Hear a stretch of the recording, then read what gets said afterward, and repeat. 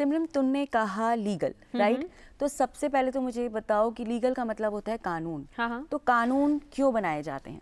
मुझे लगता है कानून इसलिए बनाए जाते हैं ताकि देश में शांति बनी रहे, व्यवस्था से सब कुछ चलता रहे, लोग इन कानूनों का पालन करते रहें। तुमने काफ़ी हद तक ठीक बताया, लेकिन जो कानून बनाए जाते हैं वो न्याय के लिए बनाए जाते हैं।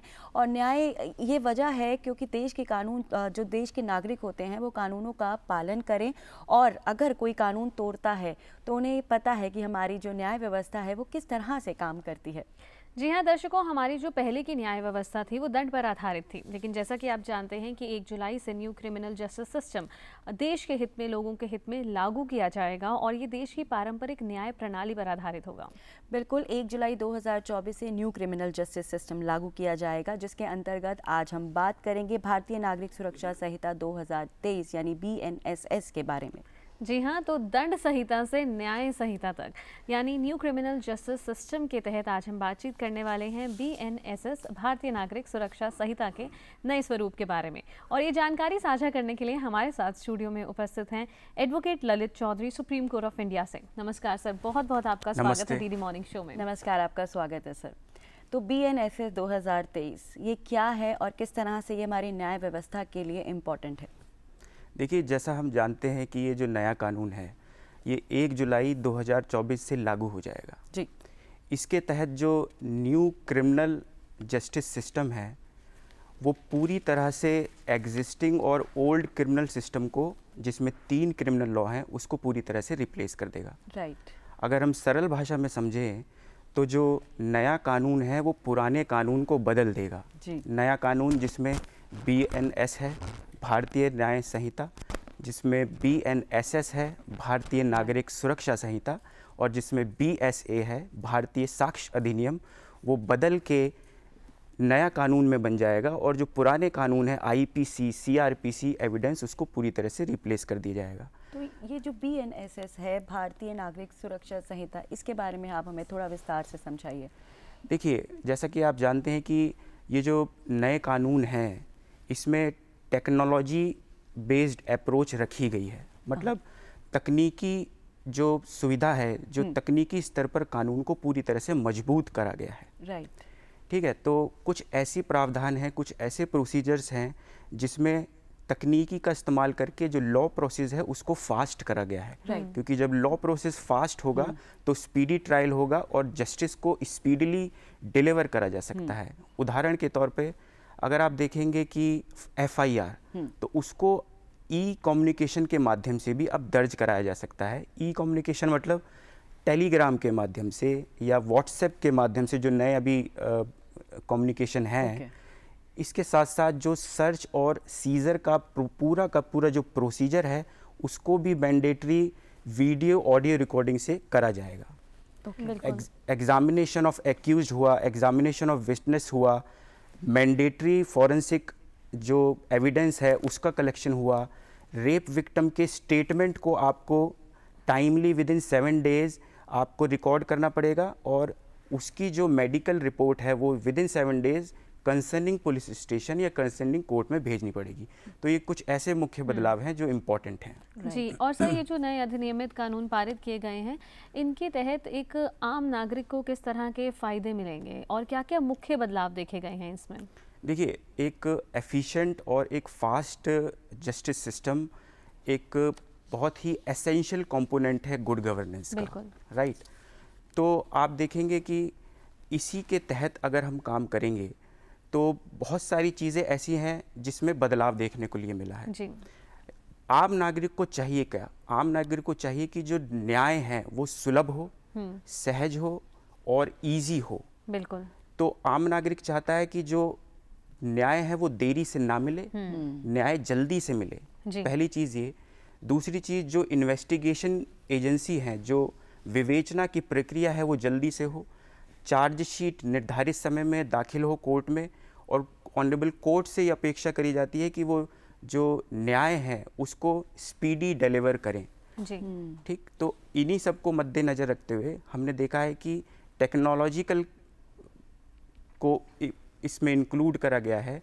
और जब ये टेक्नोलॉजी और जब ये जितनी भी सुविधाएं हैं, जो तकनीकी सुविधाएं जब आ जाएंगी उसमें हम देखेंगे कि पूरी तरह से ये लॉ कारगर होगा और स्पीडी ट्रायल की तरफ बढ़ेगा। बिल्कुल, जैसे कि आपने बताया ये जो कानून है ये न्याय पर केंद्रित है, मतलब पीपल सेंट्रिक अप्रोच फॉलो करता है। तो अगर हम आम आदमी की बात करते हैं तो किस तरह से उनके लिए फ़ायदेमंद होने वाला है?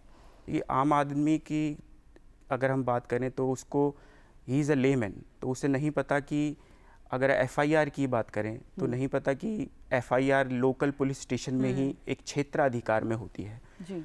तो इस सुविधा को बढ़ाया गया है। अगर हम एफआईआर के प्रावधानों की बात करें तो एफआईआर को अब कहीं भी किसी भी पुलिस स्टेशन में दर्ज कराया जा सकता है। ओके। उसको इलेक्ट्रॉनिक कम्युनिकेशन के माध्यम से भी दर्ज कराया जा सकता है। तो एक अच्छी सुविधा है कि आप अपने घर से दूर बैठे हैं और कोई घटना स्थल है जो आपके घर से दूर है और अपराध हो गया है, उस स्थिति में आप देखेंगे कि वो उसकी जो सूचना है वो विद इन टाइम आप किसी भी पुलिस स्टेशन में दे सकते हैं। तो ये अच्छी सुविधा है। जब हम तकनीकी का इस्तेमाल करते हैं तो ये देखेंगे विक्टिम सेंट्रिक है ये कानून। इसमें विक्टिम को एक अच्छी सुविधा दी गई है, उसके लिए सहज बनाया गया है। जैसे विक्टिम को विद इन टाइम आपको प्रोग्रेस ऑफ इन्वेस्टिगेशन बतानी है। विक्टिम से बिना पूछे आप जो प्रोसिक्यूशन है वो केस वापस नहीं ले सकता। Merely on the behest of government the court cannot take the case back. Okay. और विक्टिम को आपको जो फर्स्ट इंफॉर्मेशन रिपोर्ट है, जो सूचना है एफआईआर की, वो आपको फ्री ऑफ कॉस्ट देनी है। तो विक्टिम एंड से विक्टिम सेंट्रिक बनाया गया है। महिलाओं से संबंधित अपराध को प्रायोरिटी दी गई है, जो बच्चे हैं उनसे संबंधित अपराधों को प्रायोरिटी दी गई है, जो राज्य है, स्टेट है, उसके संबंधित जो अपराध है उसको प्रायोरिटी दी गई। बिल्कुल। तो सर जैसे हम पहले भी बात कर रहे थे और आपने भी इस बात का जिक्र किया कि स्पीडी ट्रायल को इसमें शामिल किया गया है कि एक आम आदमी क्या चाहता है न्याय से कि न्याय जल्दी मिल जाए, कि बहुत समय ना लग जाए। तो कैसे सुनिश्चित किया जा रहा है इस नए अधिनियमित कानून के दौरान कि लोगों तक न्याय जल्द से जल्द पहुँच पाए? जी, अगर हम सेक्शन में जाएं, क्योंकि ये बहुत टेक्निकल है, आम जनता के लिए ये ईजी नहीं है। बिल्कुल। लॉ एक कॉम्प्लेक्स पहले था, अब इसको स्ट्रीमलाइन करा गया है, इसे आम जनता के लिए इजी करा गया है। तो जो भी प्रोसीजर है, अरेस्ट का हुआ या वो सीजर का हुआ या सर्च का हुआ या जितनी भी प्रोसीजर है जो इन्वेस्टिगेशन की है, वो इलेक्ट्रॉनिक माध्यम से होगी। 530 ऑफ BNS कहता है कि ऑल ट्रायल जो कोर्ट में ट्रायल होती हैं and other proceeding should be videographed, और वो इलेक्ट्रॉनिक कम्युनिकेशन या ऑडियो वीडियो मोड के द्वारा की जाएंगी। जो भी प्रोसीडिंग हाई कोर्ट में है, जो भी प्रोसीडिंग डिस्ट्रिक्ट कोर्ट में होती है या अदर प्रोसीडिंग होती है, उसको हम इलेक्ट्रॉनिक माध्यम से या इलेक्ट्रॉनिक या वीडियो माध्यम से उसको कंडक्ट कर सकते हैं। तो देखिए क्या होगा कि विटनेस के बयान ले लिए जाएंगे। अब अननेसेसरी डिले नहीं होगा कि तारीख पे तारीख हो रही है या फिर उसका जो प्रेजेंस है उसको एक्वायर नहीं करा जा रहा है। तो इसमें एक संभावना यह है कि हर चीज़ बहुत जल्दी और बहुत तेज़ी से होगी। और टेक्नोलॉजी का बहुत बड़ा रोल है टेक्नोलॉजी का इसलिए बात कर रहे हैं, देखिए डिजिटाइज्ड करने की बात जहाँ कर रहे हैं, जहाँ पे हम टेक्नोलॉजी बेस्ड अप्रोच की बात कर रहे हैं, वहाँ हम देखेंगे कि जितनी भी ये सुविधाएं हैं इनको क्यों लाया गया है। वो सिर्फ और सिर्फ इसलिए लाया गया है कि जो स्पीडी ट्रायल है उसका जो प्रोसेस है वो तेज हो सके। हम जब चार्जशीट जो है अगर 90 दिन में आपको देनी है, कहीं कहीं पे टाइमलाइन या टाइम बाउंड निर्धारित करा गया है समय को। तो जब आप किसी चीज़ को निर्धारित करते हैं और जब आप कहते हैं कि आपको एक सुनिश्चित समय में ही वो चीज़ पेश करनी है, तो जस्टिस सिस्टम में ट्रांसपेरेंसी आएगी, जस्टिस सिस्टम में तेज़ी आएगी और जस्टिस सिस्टम में एक न्याय की तरफ हम बढ़ेंगे, जो वेलफेयर लेजिस्लेशन की तरफ हम बढ़ेंगे। अभी आपने जिक्र किया था एफआईआर का, और हम सभी जानते हैं कि कोई भी प्रोसीडिंग करने से पहले जो एफआईआर होता है वो बहुत इम्पोर्टेंट रहता है। तो ये जो नया BNSS के तहत जो है एफआईआर में क्या क्या बदलाव आए हैं, एक बार आप हमें फिर से बताइए पॉइंट्स के जरिए, ताकि क्लैरिटी हो जाए कि क्या फ़ायदे हैं अब जो लेटेस्ट एफआईआर की जाएगी। देखिए, पहले वाले लॉ में जो IPC है उसमें सेक्शन 154 में एफआईआर को डिफाइन करा गया है। ओके।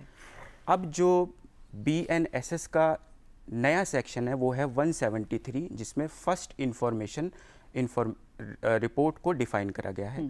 फर्स्ट इंफॉर्मेशन रिपोर्ट मतलब जो information which is first in hand, right, ठीक है। तो जब भी फर्स्ट इंफॉर्मेशन रिपोर्ट होती है कॉग्निजिबल केसेस में, उन केसेस में आप देखेंगे क्रिमिनल लॉ मोशन में आ जाता है। ओके। अब बिल्कुल। पहले और अब की एफआईआर में क्या परिवर्तन हुआ है, इसमें ई एफआईआर का प्रोविज़न प्रावधान जोड़ा गया है। कहीं ना कहीं एक शब्द इस्तेमाल करा गया है, इररिस्पेक्टिव ऑफ द एरिया। तो अब ज़ीरो एफआईआर के प्रोविज़न को भी रिकॉग्नाइज करने का काम करा गया है। पहले जो रिपोर्ट आप विक्टिम को दिया करते थे, वही रिपोर्ट अब देखिए आप इन्फॉर्मेंट और विक्टिम को देनी होगी फ्री ऑफ कॉस्ट। बिल्कुल सर, यानी ये प्रोसेस जो है जी। वो लोगों के लिए आसान हो गया है। तो जी। हम लोगों की बात कर रहे हैं, आम लोगों की, तो जो भारतीय नागरिक सुरक्षा संहिता है BNSS, ये आम जनता के लिए कैसे मददगार साबित हो सकती है? एक आम आदमी को क्या क्या फ़ायदा पहुंचा सकती है? देखिए, आम आदमी जो कॉमन मैन है उसको सहज न्याय मिले, इजी न्याय मिले, बिल्कुल। एक्सेसिबल न्याय मिले, यही एक लॉ की जो मोटो होता है। तो आम नागरिक को सबसे पहले हर तरह से ये देखना होगा इस वेलफेयर लेजिस्लेशन के तहत कि जो न्याय है वो जल्दी मिले। जो कॉम्प्लेक्स लीगल सिस्टम है उसको सिंप्लीफाई करा गया है। तो बिल्कुल। इसी तरह से हम ये देखेंगे कि अच्छा पहल और अच्छी शुरुआत है। राइट। बिल्कुल। तो दर्शकों, जैसे कि हमने आपको बताया कि 1 जुलाई 2024 से न्यू क्रिमिनल जस्टिस सिस्टम लागू होने वाला है, जो कि हमारी न्याय प्रणाली को बनाएगा बिल्कुल ट्रांसपेरेंट, अकाउंटेबल और इजी एक्सेसिबल। बिल्कुल दर्शकों, तो हमने जो न्यू क्रिमिनल जस्टिस सिस्टम है उसके तहत आज भारतीय नागरिक सुरक्षा संहिता के बारे में बातचीत की और चर्चा में हमारे साथ जुड़े थे एडवोकेट ललित चौधरी जी। बहुत बहुत धन्यवाद सर आपका। धन्यवाद।